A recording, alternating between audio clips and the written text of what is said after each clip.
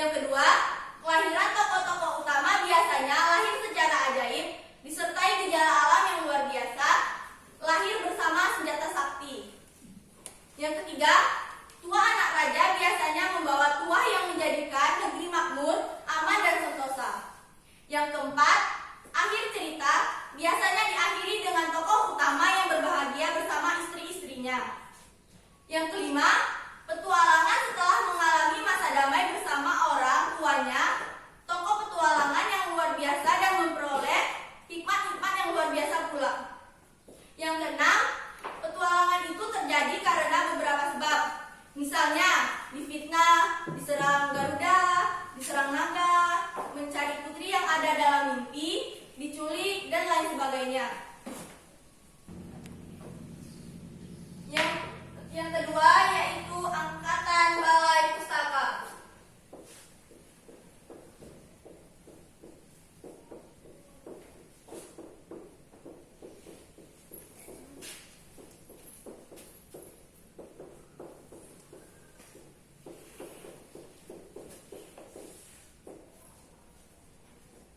Siapa yang tahu angkatan balai pustaka ini seperti apa? Baiklah, saya akan menjelaskan pengertian balai pustaka terlebih dahulu.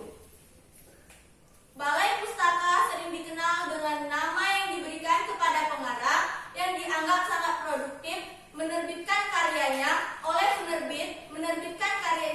penerbit Balai Pustaka pada tahun 1920-an.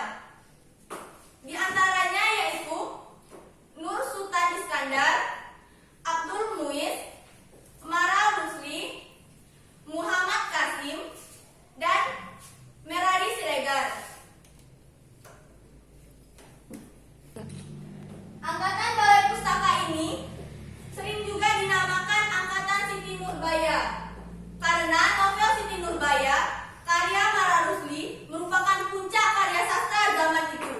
Novel Siti Nurbaya menampilkan kritik tajam terhadap adat istiadat dan tradisi yang kaku.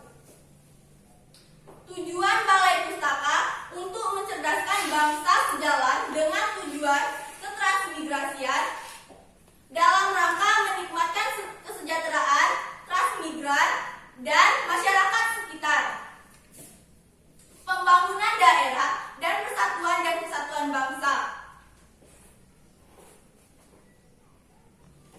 Ciri-ciri karya sastra angkatan Balai Pustaka ini, yang pertama, gaya bahasa mempergunakan perumpamaan klise, pepatah, dan peribahasa. Yang kedua, alur yang digunakan sebagian besar alur lurus, namun ada juga yang mempergunakan alur sorot balik.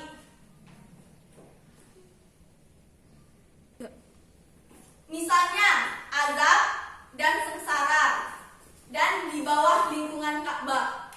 Yang ketiga, teknik penokohan dan perwatakannya menggunakan analisis langsung. Yang keempat, bersifat didaktis.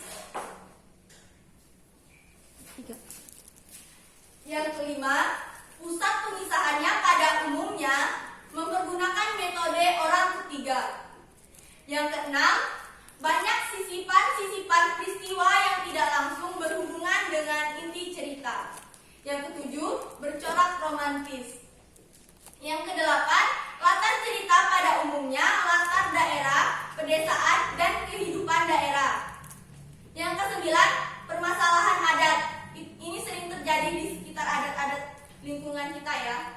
Yang kesepuluh, pertentangan paham antara kaum tua dengan kaum muda. Yang kesebelas, cerita bermain pada zaman anta berantah.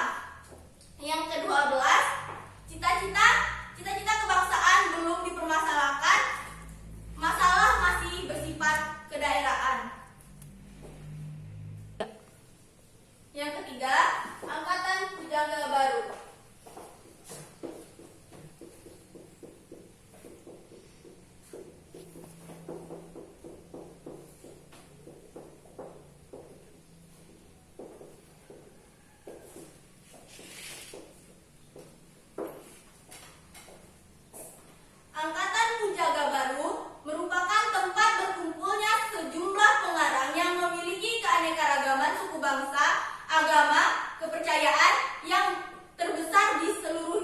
Indonesia. Ciri-ciri karya sastra pujangga baru meliputi dua aspek, yaitu ciri struktur estetik dan ciri ekstra estetik. Baiklah, di sini kita akan menjelaskan yang pertama, ciri-ciri struktur estetik. Yang A, bentuknya teratur, rapi, dan simetris. Yang kedua, mempunyai jajakan akhir. Yang ketiga, sebagai besar puisi 4 seuntai. Yang keempat, tiap gadranya umumnya terdiri atas 2 kata. Yang kelima, gaya ekspresinya beraliran romantik. Yang kedua, ciri-ciri struktur ekstra estetik. Yang A, bersangkut paut dengan kehidupan masyarakat. Yang B, ide nasionalisme dan cita-cita banyak mengisi sajak pujangga baru. Yang C, ide keagamaannya sangat menonjol. Yang D, sifat didaktis masih sangat kuat.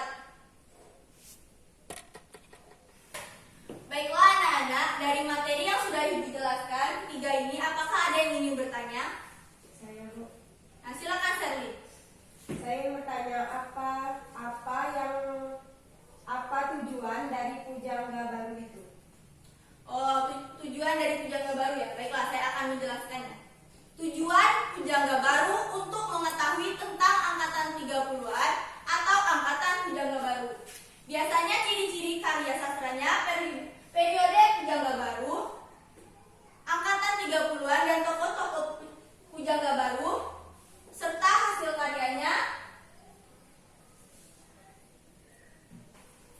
Baiklah, apakah Sherly paham?